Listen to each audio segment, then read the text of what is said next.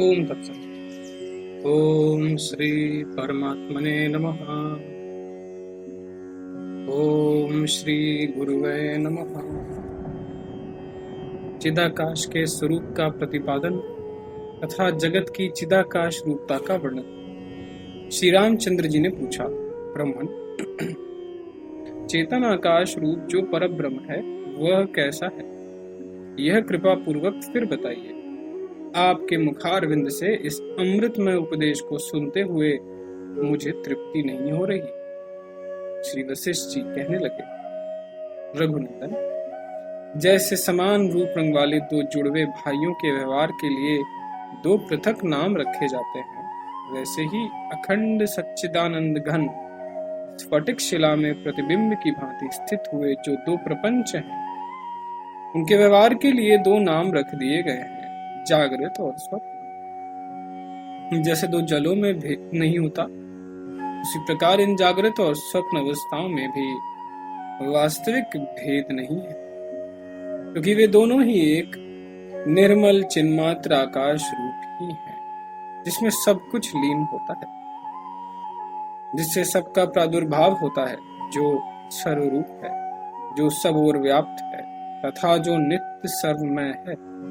उस परब्रह्म परमात्मा को ही चेतन आकाश या चिदाकाश कहते हैं।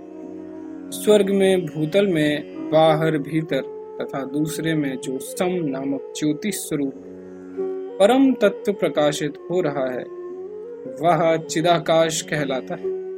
संपूर्ण विश्व जिसका अंग है, जिस नित्य सर्वव्यापी परमात्मा में यह मूर्त और अमूर्त जगत उसी तरह प्रकट है जैसे मजबूत तागे में माला, उसी को चिदाकाश कहते हैं। सुषुप्ति और प्रलय रूप निद्रा की निवृत्ति होने पर जिससे विश्व प्रकट होता है और जिसकी विक्षेप शक्ति के शांत होने पर उसका लय हो जाता है, उस परब्रह्म परमात्मा को चिदाकाश कहते हैं। जिसके उन्मेष और निमेष से जगत की सत्ता के लय और उदय होते हैं, जो स्व अनुभव रूप होकर अपने हृदय में स्थित है, उसे चेतन आकाश समझना चाहिए। श्रुति ने यह नहीं इस प्रकार निषेध मुख से सबका निराकरण करके, जिसे उस निषेध की अवधि बताकर उसके तटस्थ लक्षण का सर्वथा निर्णय कर दिया, तथा जो सदा सब कुछ होकर भी वस्तुतः कुछ नहीं, वह सर्वाधार परमात्मा चिदाकाश कहलाता है।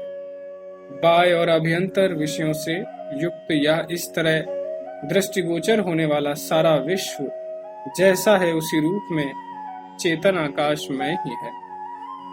आप इंद्रियों से विषयों का अनुभव करते हुए भी अंतःकरण को वासना शून्य रखकर तत्व ज्ञान द्वारा शुद्ध बुद्ध एकमात्र सच्चिदानंद घन रूप हो सुषुप्ति की भांति स्थित रहना चाहिए। वासना शून्य शांत चित्त हो, जीवित रहते हुए भी पाषाण के समान मौन धारण कर सच्चिदानंद घन परमात्मा में निमग्न रहते हुए ही बोलना, चलना और खाना पीना चाहिए। पृथ्वी आदि से रहित जो स्वप्न जगत है और पृथ्वी आदि से युक्त जो जागृत काल का जगत है, ये दोनों ही प्रकार के जगत चिदाकाश रूप। जैसे स्वप्न आदि अवस्थाओं में केवल चिन्मय मणि यानी आत्मा ही विभिन्न वस्तुओं के रूप में वासित होती है, उसी प्रकार इस जगत कालिक दृश्य प्रपंच के रूप में केवल चिदाकाश ही स्फुरित हो रहा है।